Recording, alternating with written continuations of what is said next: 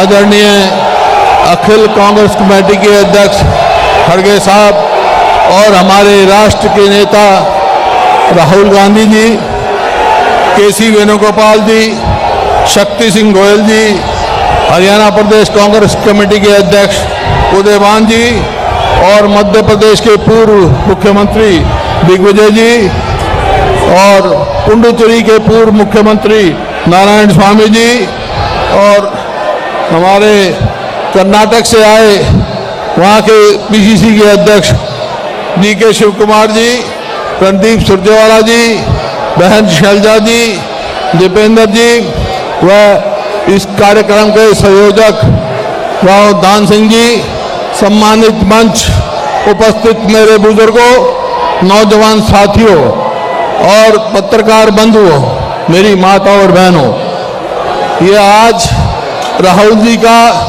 और खड़गे जी का पानीपत की ऐतिहासिक भूमि पर आने पर मैं हार्दिक स्वागत करता हूं और धन्यवाद करता हूं। 3000 किलोमीटर चल के राहुल जी आज इस ऐतिहासिक भूमि पर पहुंचे हैं। ये पानीपत एक ऐतिहासिक शहर, ऐतिहासिक जगह है। महाभारत में पांडवों ने इसको बताया था। पानीपत, सोनीपत, बिलपत, बागपत और इंद्रपत, 5 पतों में से ये पानीपत एक पत है। और ये आपस के जो भाईचारे वाले समुदाय, चिश्ती समुदाय की जन्मभूमि, कर्मभूमि है कलंदर जी की। और यहाँ पर उर्दू के बहुत बड़े कवि हाली साहब की यहाँ जन्मस्थली है। और यहाँ जैसा आपको पता है, हरियाणा में तो जय जवान जय किसान जय पहलवान, पहलवान का मतलब खिलाड़ी है। देश में एक गोल्ड मेडल लेने वाला नीरज चोपड़ा भी यहाँ का है। चोपड़ा हमारे है। और राहुल जी, ये जगह आपके परिवार से बहुत संबंध रखती। यहाँ पर अक्टूबर 2008 में सोनिया जी आई थी और यहाँ से ऐलान किया गया था कि सबको, शेड्यूल कास्ट को, बैकवर्ड कास्ट को मुफ्त 100-100 गज के प्लॉट दिए जाएंगे। और कांग्रेस की सरकार में 3,82,000 दिए गए। आज इस सरकार ने बंद कर दिए। 30 मार्च 1987 को पूर्व प्रधानमंत्री हमारे नेता दिवंगत श्री राजीव गांधी जी आए और उन्होंने जो ऑयल रिफाइनरी है उसका नींव का पत्थर यहाँ रखा। और 1978 में हमारी नेता श्रीमती इंदिरा गांधी यहाँ आई और जब 78 कांग्रेस बाहर हो गई थी तो यहाँ पानीपत के लोगों ने उनको नोटों में तोला था। यहाँ पानीपत में राजीव जी और 48 में महात्मा गांधी जी यहाँ आए। मैं एक बात कह सकता हूँ कि ये पानीपत जो है, पानीपत में 3 युद्ध हुए, 1526, 1556 और 1600 में यहाँ युद्ध हुआ, 1761 में तीसरा। यहाँ जो युद्ध हुए, निर्णायक युद्ध हुए, ये फैसला ये नहीं किया उन्होंने कि कौन किसका पानीपत होगा, लेकिन इस भूमि में फैसला ये हुआ कि दिल्ली किसकी होगी। तो आज ये इतना जनसमूह जो खड़ा है और बहुत सारी हमारे ट्रैफिक रोक दिए गए हैं, ये आज खुद बता रहा है कि आने वाले समय में दिल्ली किसकी होगी। दिल्ली किसकी होगी? कांग्रेस की होगी आपकी दिल्ली।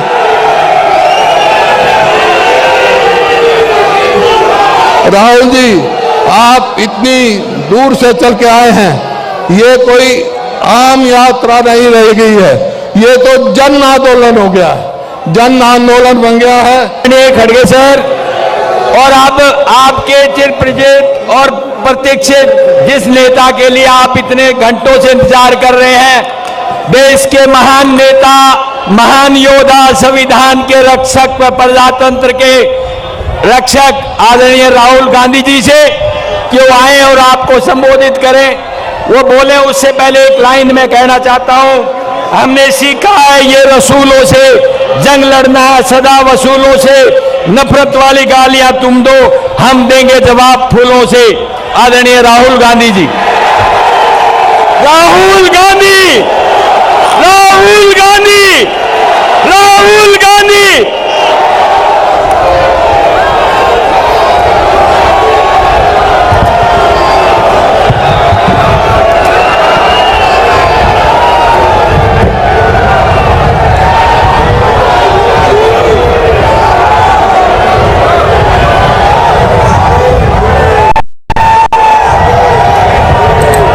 खारगे जी, केसी वेणुगोपाल जी,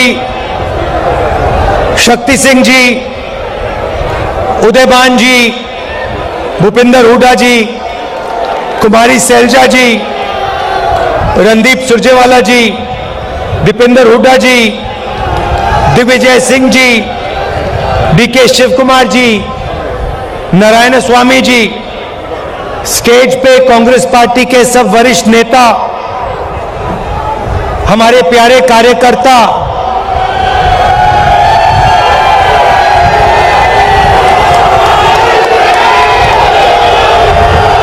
मतलब दूसरा नाम आपका, प्यारे कार्यकर्ता का दूसरा नाम बब्बर शेर और शेरनिया।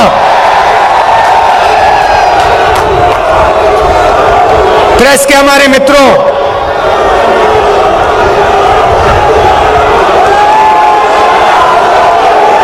भाई और बहनों, आप सबका यहां बहुत बहुत स्वागत, नमस्कार।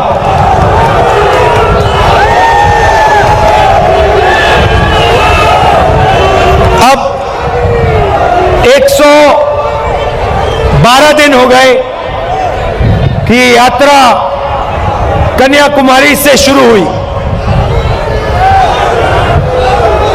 और आज यहां पानीपत में ऐतिहासिक हिस्टोरिकल जगह में आज हम यहां सुबह चले हैं। आपने इतना प्यार दिया, बहुत जबरदस्त स्वागत किया आपने, और आप हजारों लोग हमारे साथ चले, इसके लिए मैं आपको दिल से धन्यवाद करना चाहता हूं।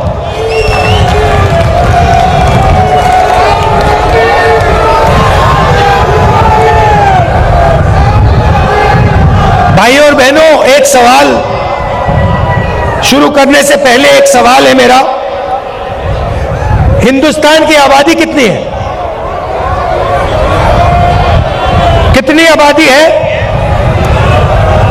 सुनाई नहीं दे रहा। कितने लोग रहते हैं देश में?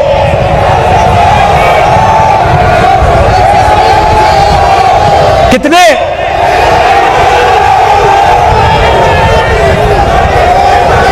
140 क्या? 140 करोड़। अच्छा, एक बात बताइए, ये स्टेज पे कितने लोग बैठे हैं? 100, तकरीबन 100 लोग हैं ना। अब मैं आपको थोड़ा सा देश की जो आर्थिक स्थिति है उसके बारे में बताना चाहता हूं। देश की आबादी 140 करोड़ रुपए, 140 करोड़ लोग, ठीक है? पहला नंबर याद रखिए, 140 करोड़। अच्छी तरह सुनो। अब दूसरा नंबर याद रखिए, 100। अब मजे की बात सुनिए, हिंदुस्तान में, नहीं शांत हो जाइए क्योंकि मैं गहरी बात बोल रहा हूं। देखिए, स्टेज पे 100 लोग, देश में 140 करोड़ लोग। आज के हिंदुस्तान में जितना धन आधे हिंदुस्तान के हाथ में है, उतना धन हिंदुस्तान के सबसे अमीर 100 लोगों के हाथ में है।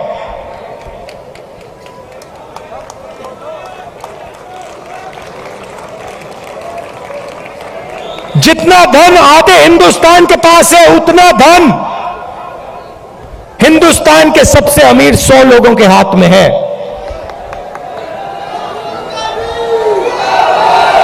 क्या यह आपको सही लगता है?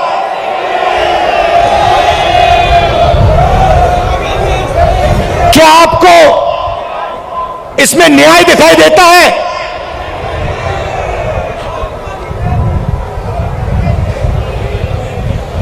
दूसरा आंकड़ा देता हूं।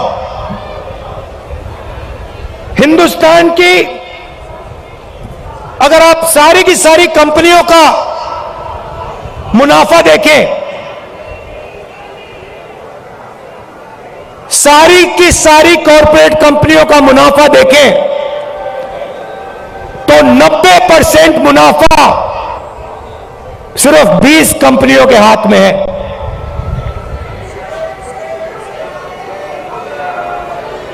मतलब 90% मुनाफा 20 कंपनियों के हाथ में, और इस देश का आधा धन 100 लोगों के हाथ में। यह है नरेंद्र मोदी जी के हिंदुस्तान की सच्चाई।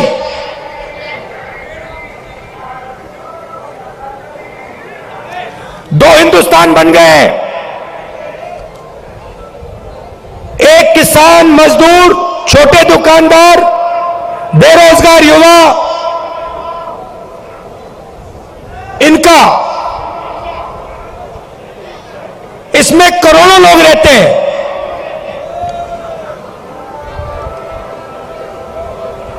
और दूसरा हिंदुस्तान 200-300 लोगों का हिंदुस्तान, 200-300 लोगों के हिंदुस्तान के पास पूरा का पूरा धन, आपके पास कुछ नहीं।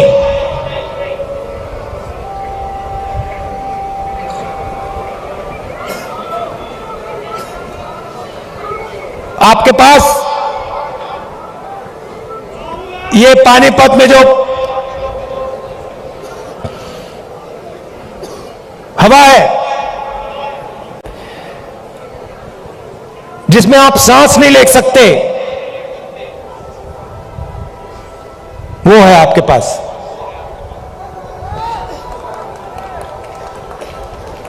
ताली बजा रहे हो भैया, कैंसर है ये।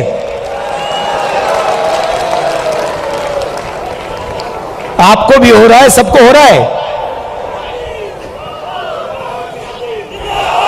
अच्छा, पहले क्या था? पहले ये जो आपका शहर है, स्मॉल और मीडियम इंडस्ट्री का सेंटर था। यहां पे हजारों छोटे बिजनेस चलते थे, लाखों लोगों को रोजगार मिलता था।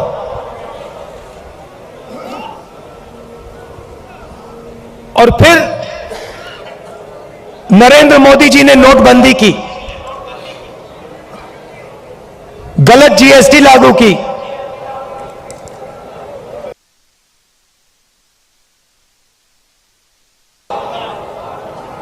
मुझसे बेहतर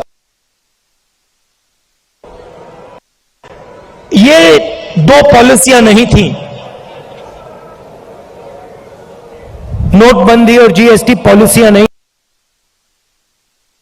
छोटे स्मॉल और मीडियम बिजनेस वालों को खत्म करने के हथियार। और ये सिर्फ पानीपत में नहीं हुआ, हरियाणा में नहीं हुआ, ये पूरे देश में इन दो हथियारों ने, जो देश को रोजगार देते थे, स्मॉल और मीडियम बिजनेस जो चलाते थे, इन दो हथियारों ने उनकी रीढ़ की हड्डी तोड़ दी, उनको खत्म कर दिया। और आज 21वीं सदी में हरियाणा बेरोजगारी का चैंपियन है। आपने सबको पीछे छोड़ दिया बेरोजगारी में। कितना भैया? 38%।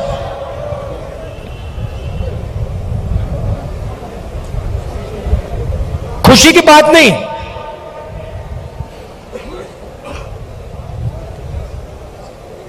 हरियाणा का जो युवा है, युवा शक्ति है, सारी की सारी जाया हो रही है।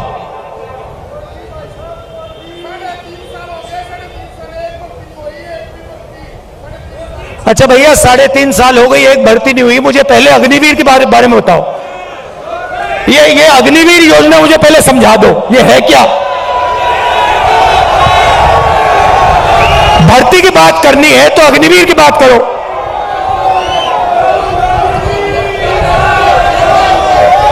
ये कहते हैं, पहले कहते हैं हम देशभक्त हैं,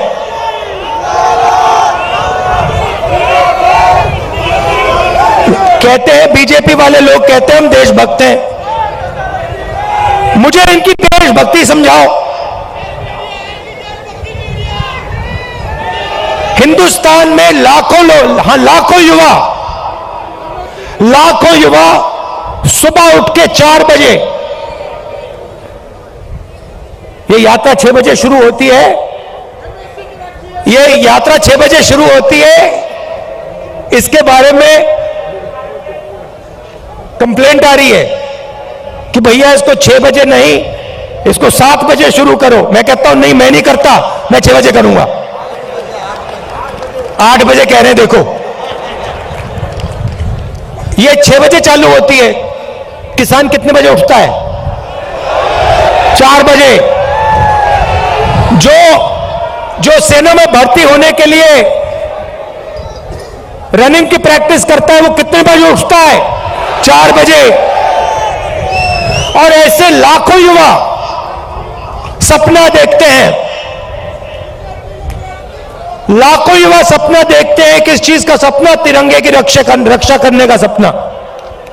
और लाखों में से वो 4 बजे उठ के दौड़ते हैं। हर स्टेट में सुबह सुबह अगर आप जगो, आप इनको देख सकते हो। कभी उनको रोको, उनसे पूछो भाई क्या कर रहे हो? वो ये नहीं कहेंगे कि हम सेना में जाने की तैयारी कर रहे हैं। वो कहते हैं हम तिरंगे की रक्षा करना चाहते हैं, वो कहते हैं। अब लाखों युवा दौड़ते हैं। हर स्टेट में 4 बजे सुबह। उनमें से पहले 80,000, तकरीबन हर साल 80,000 चुने जाते थे।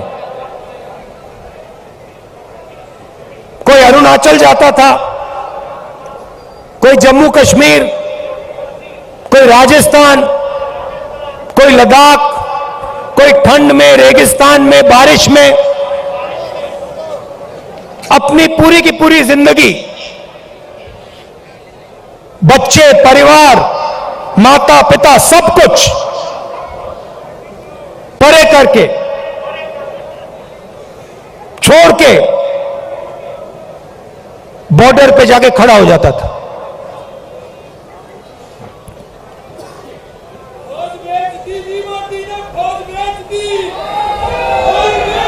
नहीं, सुनो, बात सुनो।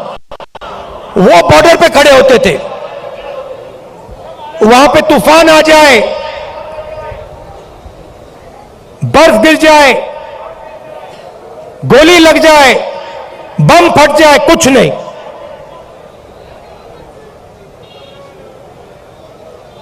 देश के लिए अपना खून देने के लिए 80,000 युवा हर साल सेना में भर्ती होते थे। अब उनको पहले सेना क्या देती थी? सबसे पहले सेना उनसे कहती थी, देखो एक दिन ऐसा आ सकता है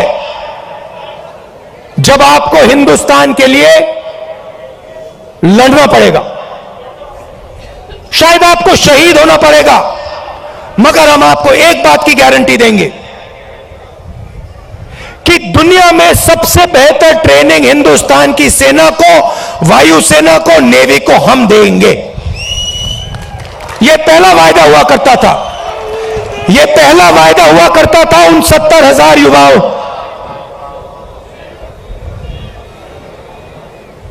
आर्मी कहती थी, हिंदुस्तान की सरकार कहती थी, तुम्हें हम बिना ट्रेनिंग दुश्मन के सामने कभी नहीं खड़ा होने देंगे, क्योंकि हम तुमसे प्यार करते हैं। हम तुम्हारा आदर करते हैं, हम तुम्हारे खून की रक्षा करना चाहते हैं।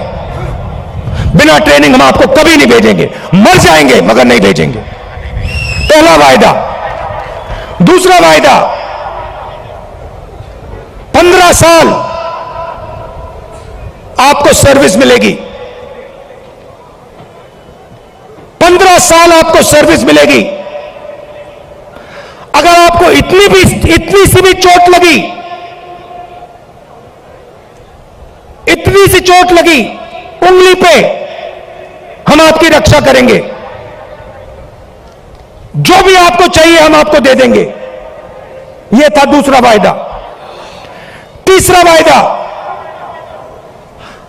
आपने इस देश के लिए अपना पूरी जिंदगी दे दी,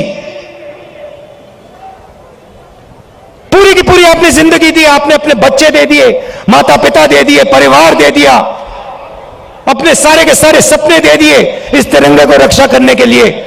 ठीक है, हम आपको पेंशन देंगे।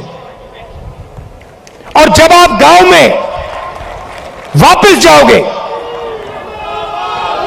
जब आप गांव में वापस जाओगे, तो हम आपको एक्स सर्विसमैन का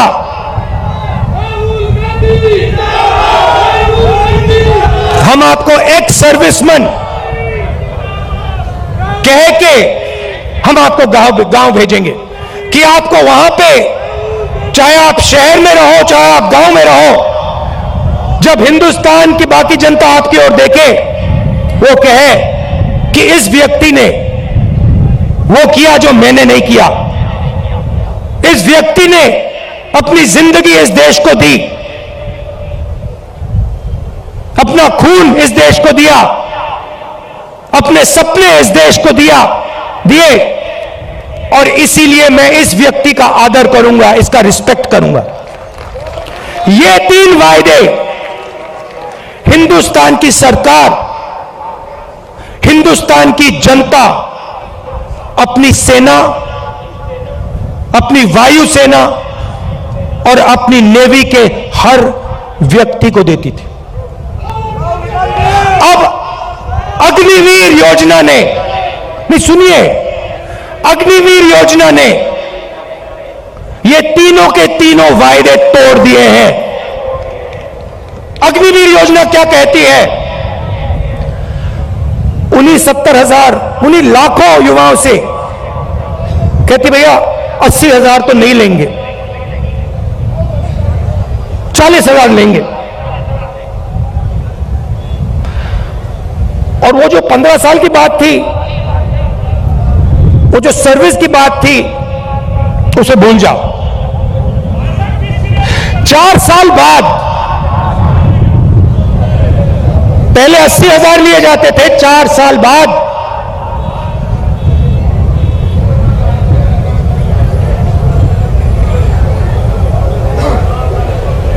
4 साल बाद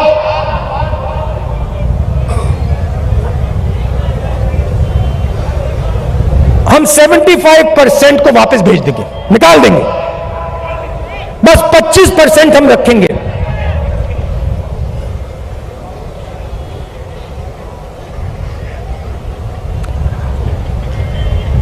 %25 को हम रखेंगे, बाकी को हम छोड़ देंगे। आप लोग जाइए,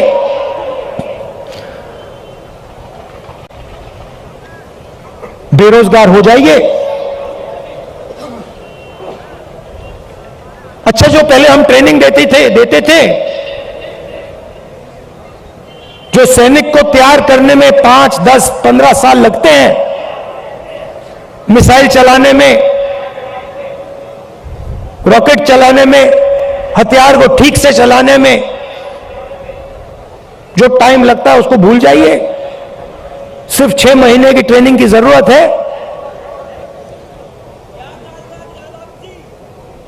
4 साल बाद घर वापसी।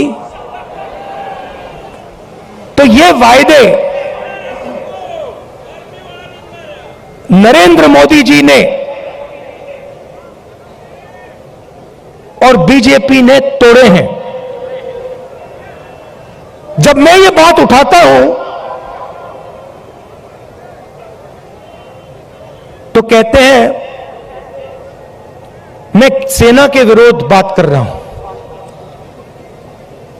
मैंने बोला था प्रेस के मित्र हैं, ये भी उनकी बात करते हैं कि देखो भैया,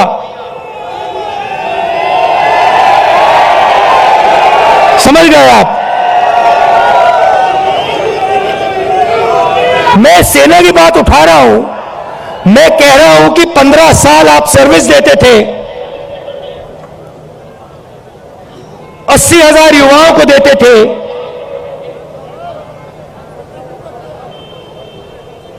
पेंशन देते थे, अब नहीं दोगे।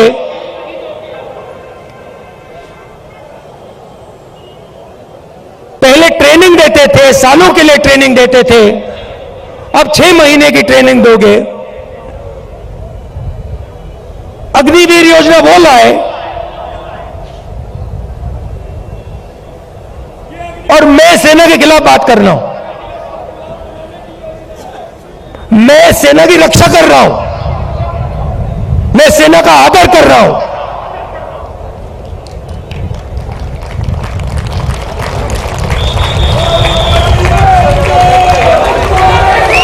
और भाइयों बहनों, एक और बात,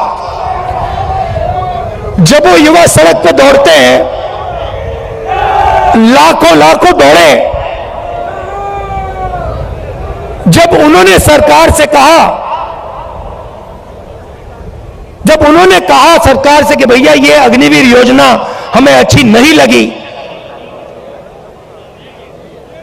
हम आर्मी में देश की रक्षा करना चाहते हैं, तो फिर सरकार ने क्या किया आप जानते हो? सरकार ने कहा कि इनके अगर चेहरे कैमरा पे आ गए, जो धरना दे रहे थे, अगर इनके चेहरे कैमरा पे आ गए तो इनको कोई सरकारी नौकरी नहीं मिलेगी। और धमकाया उनको कि बाहर मत आओ, अग्निवीर के बारे में सच्चाई मत बोलो, नहीं तो तुम्हें सरकारी रोजगार नहीं मिलेगा। मैं चला हूं, 3000 किलोमीटर चला हूं, वो सारे के सारे युवा मुझसे मिल रहे हैं, सारे के सारे कह रहे हैं कि हमारा सपना तोड़ दिया, हमारा भविष्य बर्बाद कर दिया। छुपाई नहीं जा सकती बात।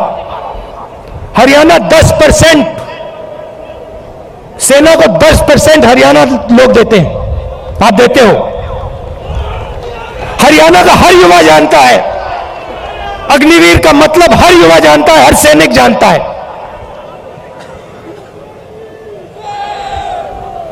यह सच्चाई है। अच्छा, अग्निवीर को छोड़िए, रोजगार के 2-3 और रास्ते हैं।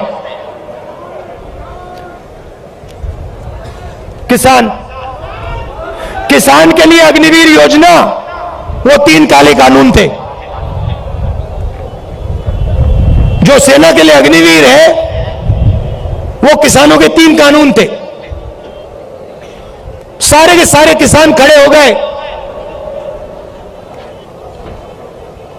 काले कानूनों के खिलाफ खड़े हुए, आप सब खड़े हुए, हम खड़े हुए, याद है आपको? और जब किसान खड़े हुए, नरेंद्र मोदी जी ने क्या कहा? गलती हो गई, मुझसे गलती हो गई, नरेंद्र मोदी जी कहते हैं, गलती हो गई। किसान सर्दी में, ठंड में बाहर बैठा था, बारिश में किसान बाहर बैठा था, तब आपको गलती नहीं दिखी। 1 साल लग गया आपको गलती पहचानने में। 700 शहीद हो गए। किसानों को उग्रवादी बताया था, यह सच्चाई है। नहीं भैया, देखिए, चाय बेचने वाले बहुत जानते हैं, चाय बेचने वाले बहुत कुछ जानते हैं।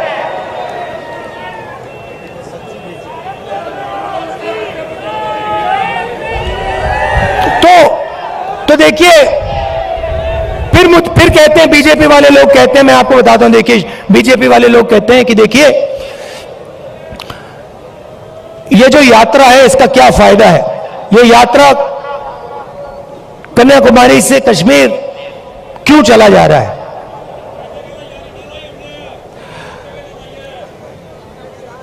भारत जोड़ो यात्रा क्यों की जा रही है, मैं आपको बताता हूं। क्योंकि इन्होंने पूरे देश में डर और नफरत फैलाने का काम किया है। जहां भी ये जाते हैं, चाहे वो नोटबंदी हो, गलत जीएसटी हो, इनकी सब योजनाएं डर फैलाती हैं। डर फैलाते हैं और फिर उस डर को नफरत में बदल देते हैं। तो सबसे पहले भारत जोड़ो यात्रा ने इस नफरत के खिलाफ, डर के खिलाफ एक दूसरा रास्ता दिखाया है। इस यात्रा में कोई नफरत नहीं है, आपको नहीं दिखेगी, ढूंढ लो। यहां पे सब हिंदुस्तानी चल रहे हैं, हिंदू, मुस्लिम, सिख, ईसाई, सब, हर जात के लोग, हर धर्म के लोग, हर भाषा बोलने वाले लोग एक साथ चल रहे हैं, प्यार से चल रहे हैं, मोहब्बत से चल रहे हैं। कोई गलत बात नहीं बोल रहा है, कोई गिरता है तो कोई सवाल नहीं पूछता, भैया तुम्हारा धर्म क्या है, तुम्हारी जात क्या है, ना, एकदम उठा देते हैं, मदद करते हैं। सारे रास्ते में, हर स्टेट में जब हमारे लोगों को चोट लगती है, कोई ना कोई उनकी मदद करता है। आम जनता खाना देती है, पानी देती है, मदद करती है। ऐसा हिंदुस्तान हमें चाहिए। मैंने बोला, उन्होंने पूछा क्या कर रहे हो, आपके नफरत के बाजार में मोहब्बत की दुकान खोल रहा हूं।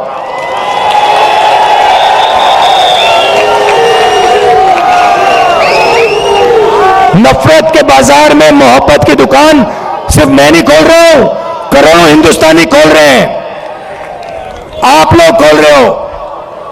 ये देखो, मैं टी शर्ट पहना हूं, ये तो शर्ट भी नहीं पहने।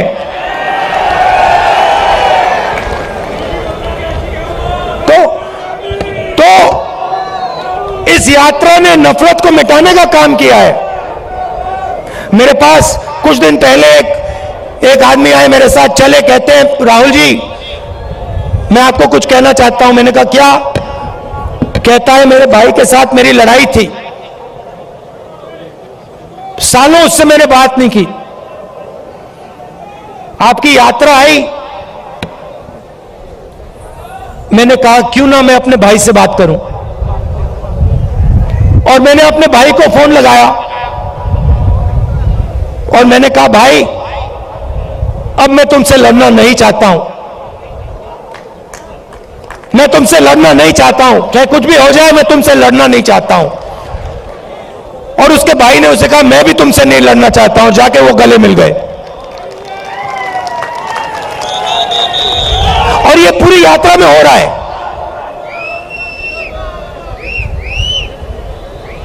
बहुत सारे लोग मेरे पास आए, मेरा पुराना मित्र था, उससे मैं लड़ गया, मैंने उससे दोस्ती कर ली, मेरा भाई था, मैंने उससे दोस्ती कर ली। तो सचमुच में ये यात्रा भारत को जोड़ने का काम कर रही। वो मीडिया नहीं दिखाती भैया, भैया कैसे दिखाएंगे बेचारे। भैया एक बात बताओ, भैया एक बात बताओ, आप देखो, आप समझो बात। आप कभी घोड़े पे बैठे हो ना, घोड़े पे लगाम होती है ना, अगर आप लगाम को इधर करोगे तो उधर जाएगा ना वो, अगर उधर करोगे उधर जाएगा ना वो। लगाम लगी हुई है भाई, वो कभी इधर खींचे वो उधर भाग जाते हैं, कभी उधर खींचे उधर भाग जाते हैं। मगर एक बात है, घोड़े के ऊपर मोदी जी की फोटो जरूर दिखेगी, वो तो दिखेगी। तो तो भैया अब बेचारे के ऊपर लगाम लगा हुआ है, वो क्या करें, उनकी गलती नहीं है, इनको भी जीना है, खाना खाना है, बच्चों की देखभाल करनी है, करनी तो है ना, सही बात है। तो ये देखो, ये मुस्कुरा रहे हैं, देखो ये मुस्कुरा रहे हैं, कह रहे हैं हाँ भैया बात सही भैया को कह रहे हैं, देखो बोल रहे हैं हाँ बात तो सही की। तो हम समझते हैं कि आपके ऊपर आपके लगाम लगा रखी है, और हम जानते हैं कि हम जानते हैं कि आप सच्चाई को पहचानते हो, सच्चाई बोलना चाहते हो, मगर मुश्किल है, चलता है, हो जाएगा काम।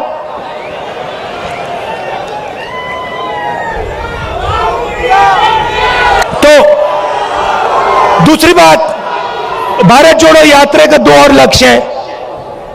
एक, नफरत के खिलाफ खड़ा होना,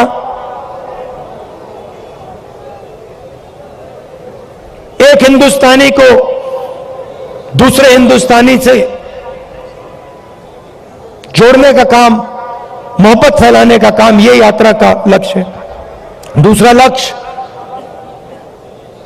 जो देश में बेरोजगारी फैल रही है उसके खिलाफ खड़ा होने का है। और आखिरी बात, जो महंगाई है, जो आप सबको लगती है, चुभती है। पहले 400 रुपए का सिलेंडर होता था, आज 1100, पहले 60 रुपए का पेट्रोल, आज 100 रुपए का पेट्रोल। तो उसके खिलाफ खड़े होने की यात्रा है। और अंत में, जो हिंदुस्तान की आर्थिक स्थिति है, जो मैंने पहले बात बोली, 100-200 लोगों के पास हिंदुस्तान का 50-60% धन, और किसान, मजदूर, छोटे व्यापारियों के पास कुछ नहीं। ऐसा हिंदुस्तान हम नहीं चाहते हैं। इसमें सबकी इज्जत होनी चाहिए, भाईचारा होना चाहिए, मोहब्बत होनी चाहिए। मिलकर यह देश आगे जा सकता है, किसी का भी मुकाबला कर सकता है, किसी भी देश का मुकाबला कर सकता है। तो यह हमारा लक्ष्य था, और आपने इतना समर्थन दिया, इतना प्यार दिया, इतना प्यार दिया, इसके लिए मैं आप सबको धन्यवाद कहना चाहता हूं। आखिरी बात, एक मैंने सोचा, अभी बोल रहा था तो मैंने सोचा, देखिए आप सबके पास भाई बहन रिश्तेदार हैंगे ना, मजदूर गरीब आदमी, बिल्कुल।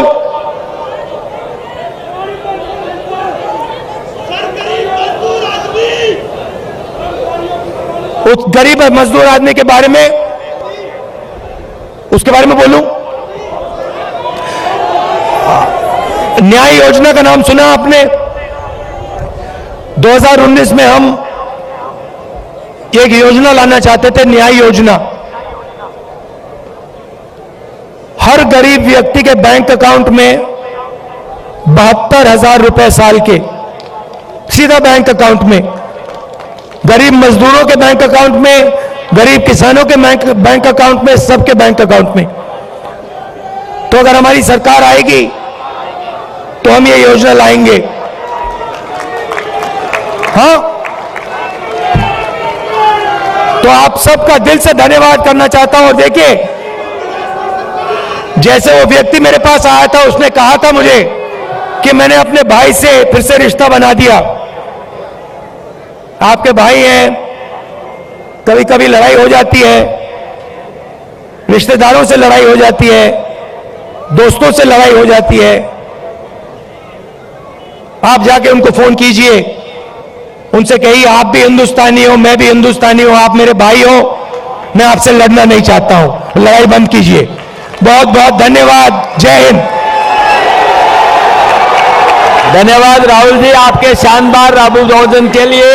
और अब मैं निवेदन करूंगा बुल्ले शाह जी से और भाई छोकर जी से कि वो एक मूर्ति जो स्वर्गीय इंदिरा जी की है, जो 1978 में यहाँ पधारी थी, वो आपको समर्पित करना चाहते हैं। बुल्ले शाह साहब और छोकर साहब, विपुल उनके साथ रहेंगे। विपुल साहब।